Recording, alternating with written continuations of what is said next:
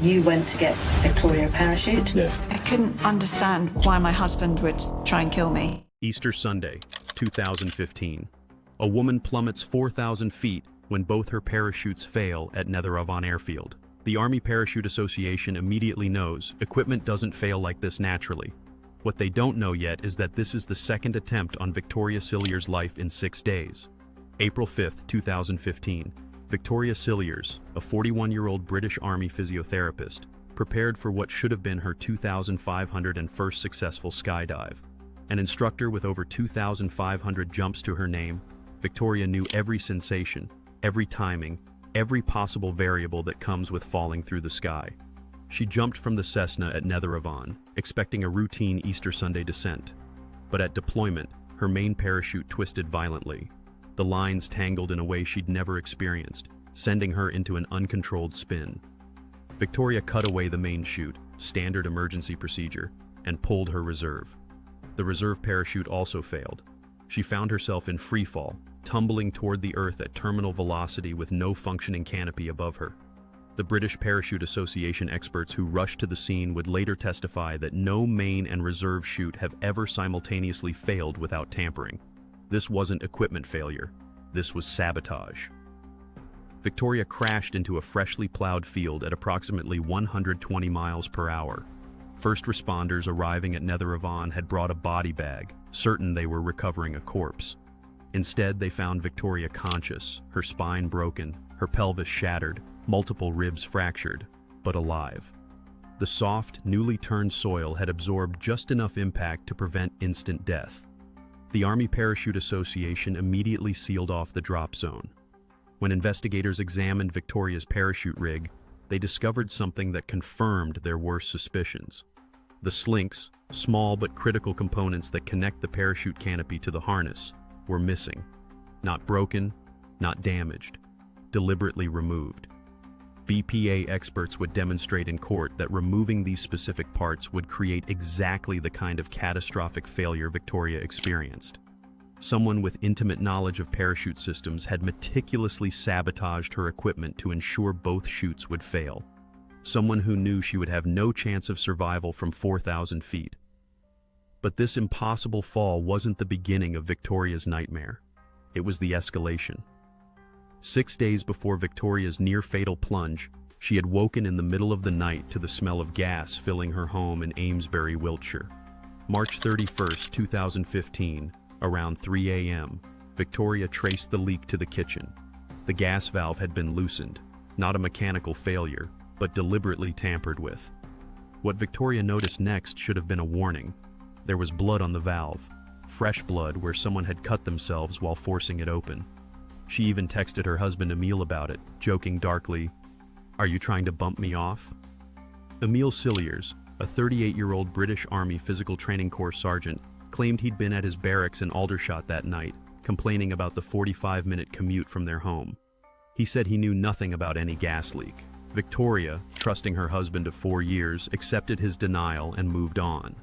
But when forensic scientists examined that valve after Victoria's parachute incident, they found something Emile couldn't explain away. The blood on the valve contained his DNA.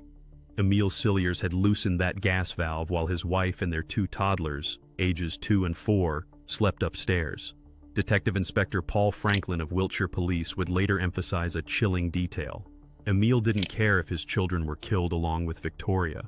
The gas leak could have caused an explosion that would have destroyed the entire house. A pre-sentence report would assess him as a high risk to adults, especially partners, and a medium risk to children. The investigation revealed that Emile had been at the house that night, not at his barracks as claimed. He had deliberately created a potentially lethal gas leak, cut himself in the process, and then left his family to die. When that failed, when Victoria discovered the leak before it could kill her, he didn't stop. He simply changed methods. For 9 months after Victoria's fall, Wiltshire police forensic teams extracted tens of thousands of files from Emile Cilliers' electronic devices. What they found revealed a man living multiple lives, each one built on deception. Half of all Emile's communications were with women who weren't his wife. The digital trail exposed 2 primary affairs running simultaneously. He had rekindled a relationship with his ex-wife Carly, mother of 2 of his older children. At the same time, he was conducting an intense romance with Stephanie Gohler, an Austrian woman he'd met online. The messages told a story of calculated deception.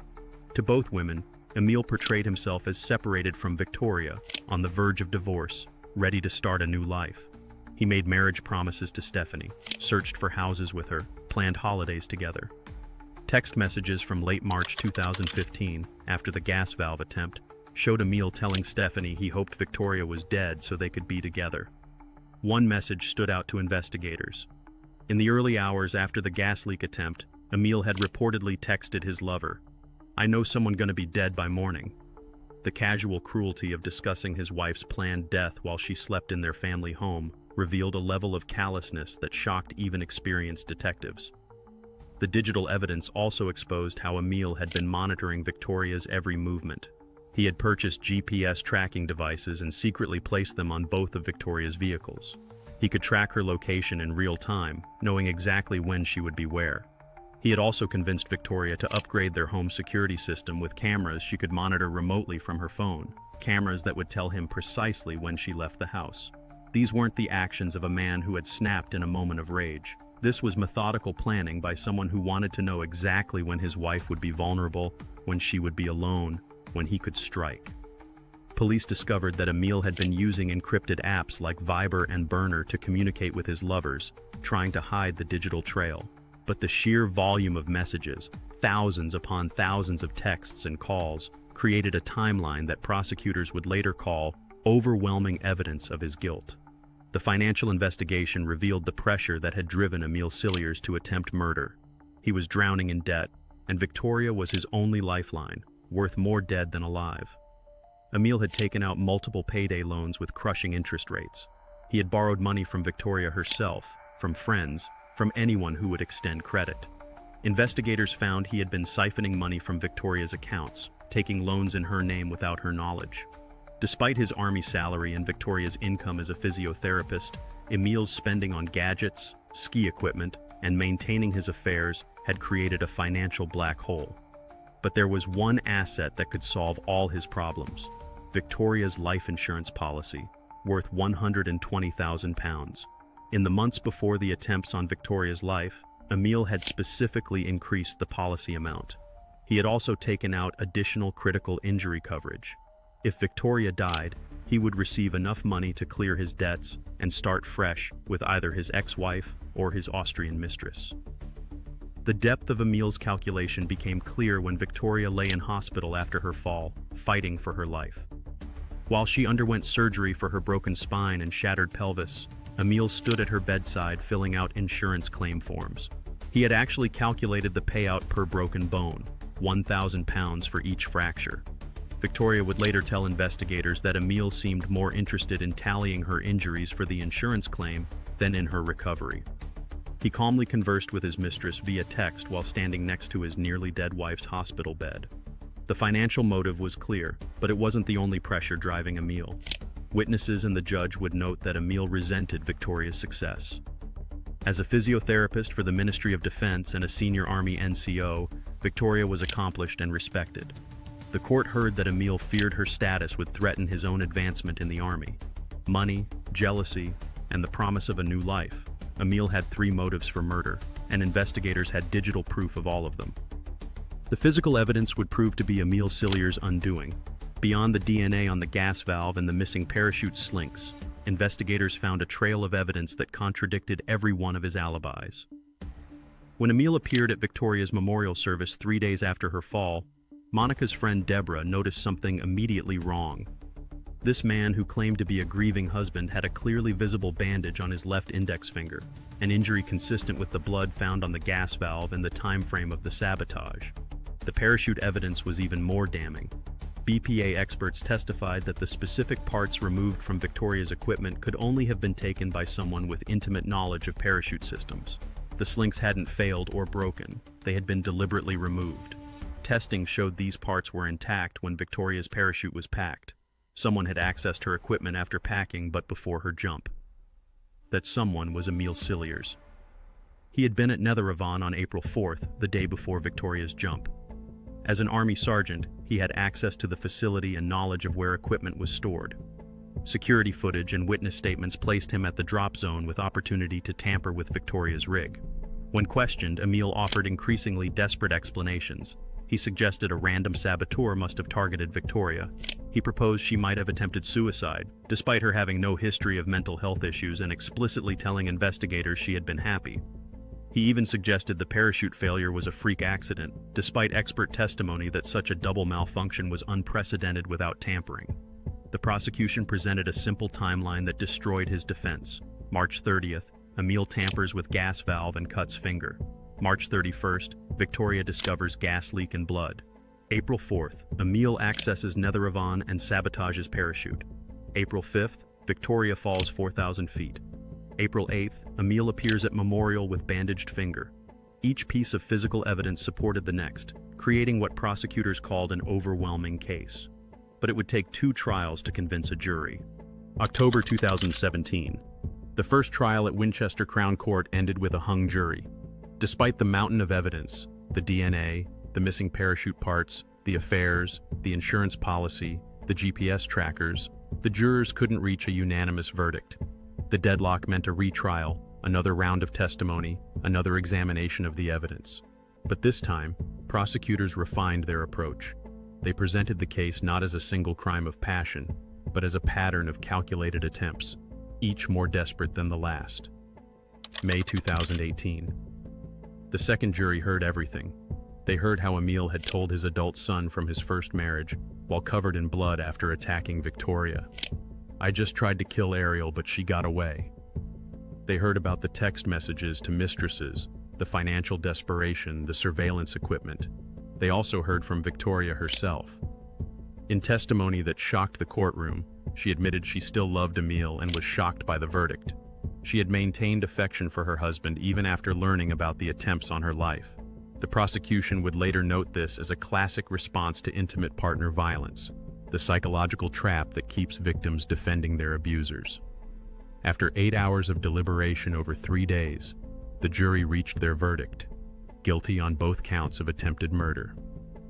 Justice Sweeney, presiding over the June 2018 sentencing, didn't mince words. He called Emil's actions wicked offending of extreme gravity. He cited the triple motive, money, affairs, and career jealousy, as aggravating factors. He noted that Emil had shown no remorse, that he had endangered his own children, that he had exploited his military position to attempt murder. The sentence: life imprisonment with a minimum term of 18 years. Emil Cilliers was automatically discharged from the Army, standard procedure for imprisoned soldiers.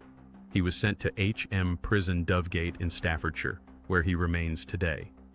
Victoria delivered her victim impact statement privately, reportedly asking for leniency even after everything. She initially declared she wouldn't divorce immediately and intended to confront her husband in prison someday. The woman who had survived a 4,000-foot fall still couldn't fully accept that the man she'd married had tried to kill her twice. Detective Inspector Paul Franklin emphasized after the verdict that Cilliers had used coercive control, financial and emotional abuse, as much as physical violence. The case highlighted how domestic abuse can hide behind professional success and military service, how the most dangerous abusers often look the most normal on the outside. Victoria Cilliers survived against impossible odds. Her survival enabled the truth to emerge. Had she died from the gas leak or the parachute failure, both incidents might have been ruled accidents. Instead, her broken body became evidence. Her testimony became proof. Her miraculous survival in that plowed field became the foundation for justice. The case stands as one of the most methodical attempted murders in British criminal history. A decorated Army sergeant had used his military access, his technical knowledge, and his wife's trust to attempt the perfect murder. He failed not because his plan was flawed, but because Victoria Cilliers refused to die. In 2024, Victoria published her memoir, I Survived, finally telling her story in her own words. She continues to work as a physiotherapist, continues to raise her children, continues to rebuild a life that Emil Cilliers tried to destroy for £120,000 and the promise of a new beginning. The Netheravon drop zone remains active. Skydivers still jump there every weekend. But the Army Parachute Association added new security protocols after Victoria's case. They know now that the greatest danger doesn't always come from equipment failure or weather or human error. Sometimes it comes from the person you trust to pack your parachute. Sometimes it comes from the person who sleeps beside you. Sometimes it comes from someone who claims to love you while planning your death.